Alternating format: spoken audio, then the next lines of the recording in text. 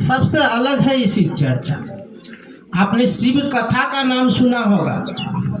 शिव कथा वर्षों से चलते आया है। राम कथा, भगवत कथा, कृष्ण कथा वर्षों से हो रहा है, लेकिन शिव चर्चा का उत्पत्ति कहाँ से हुआ, ये आज तक न कोई इतिहास न कोई ग्रंथ में उल्लेख है, नहीं मिलेगा आपको। ये तो शुरुआत हुआ 1982 साल से। साहब कहे कि मैंने कमरे के बाहर 1982 साल से लोगों को कहना शुरू किया कि शिव गुरु है। तो ये है क्या?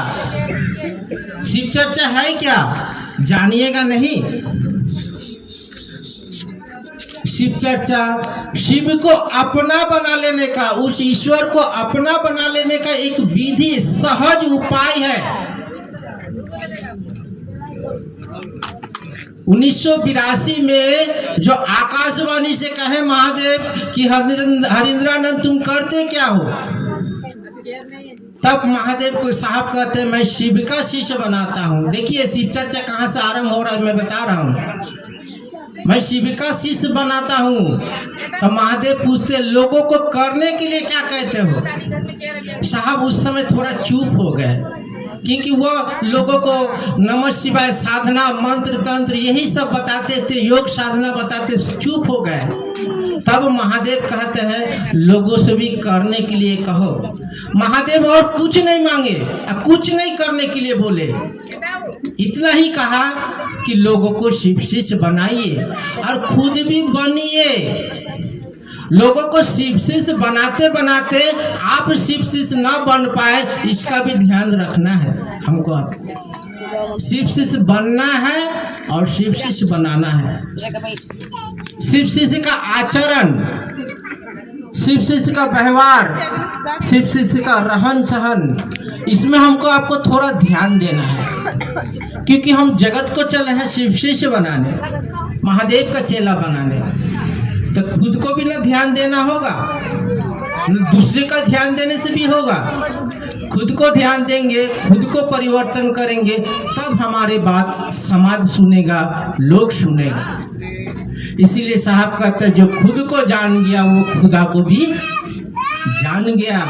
सब कुछ, सारे रहस्य हमारे आपके अंदर है। इसी को कहा गया कि आध्यात्मिक परिचर्चा ही आत्मा को जानने के विज्ञान, आत्मा को ही शिव कहा गया, वही परमात्मा है, वही ईश्वर है। जानने का विज्ञान जो पूजा पाठ से संभव नहीं है।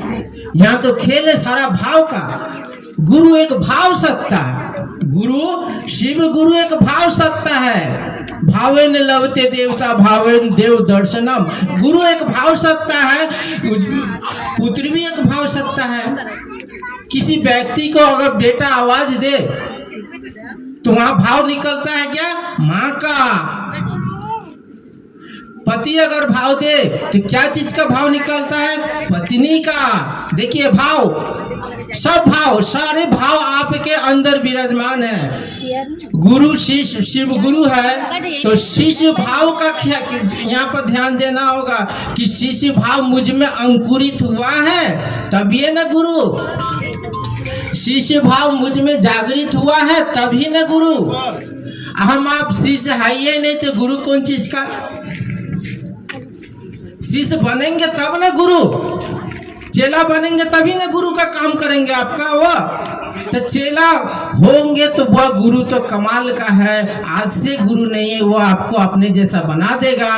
वो आपको आध्यात्म का ज्ञान यानी संपूर्ण ज्ञान हमको आपको दे देगा कि मैं हूँ कौन, आप है कौन, आप है कौन, उसी का अंश है हम आप। उस दिन हमने सूर्योसन पल्ली में कह रहे थे ना, प्योर गोल्ड है हम आप।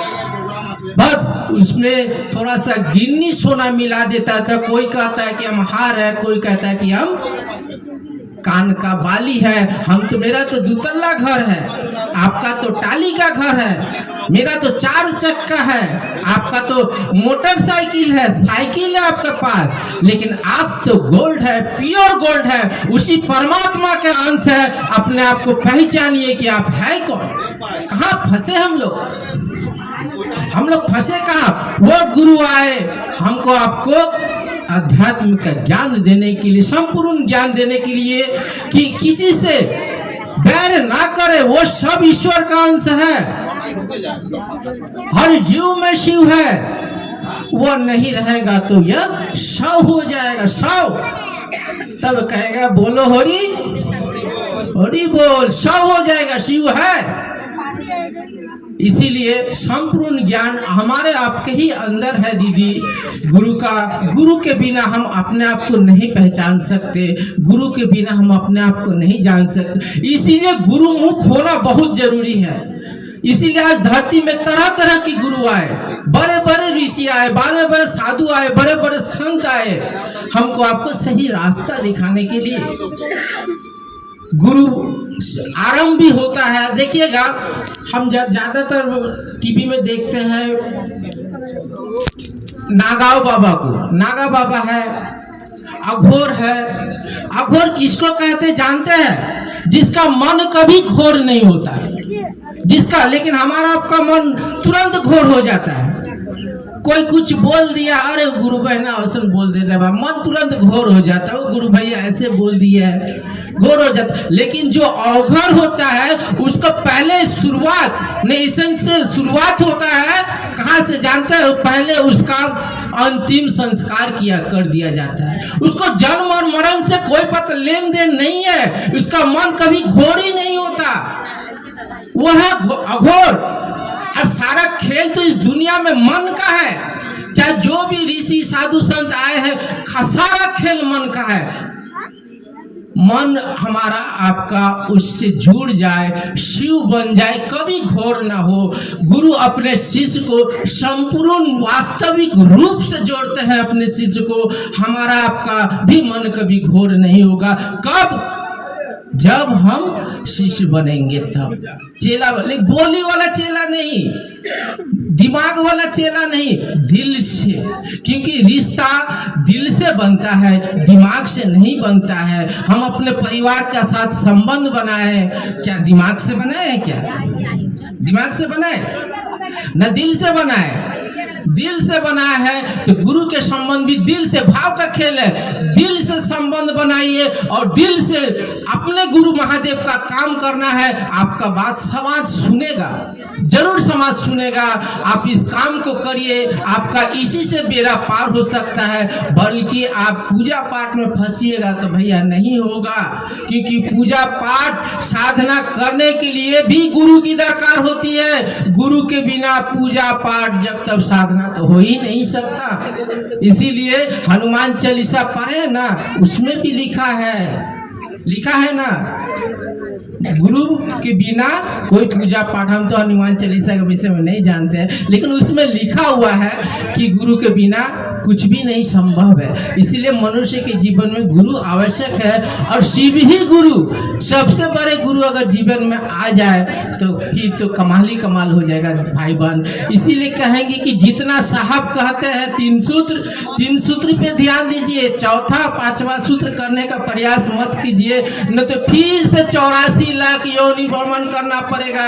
महादेव पेड़ बना देंगे, पौधा बना देंगे, पशु बना देंगे, कुछ भी बना देंगे महादेव। इसीलिए कर्म सही करने के लिए कोशिश कीजिए अपना कर्म, क्योंकि कर्म ही वहां पे आपका गिनती होगा।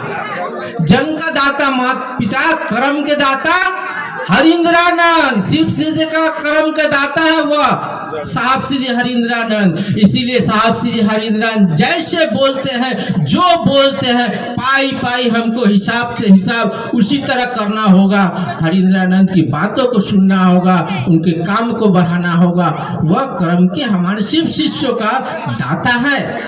कर्म को ठीक वही करेंगे अगर हम लोग ईमानदारी से, सहज से महादेव का काम करें, तब, अन्यथा नहीं होगा। फिर से 84 लाख होंगी। इसीलिए सतर्क हो जाए, गुरु के काम साहब के अनुसार करने का प्रयास करेंगे, तभी हमारा आपका जीवन सुखमय एवं शिवमय होगा।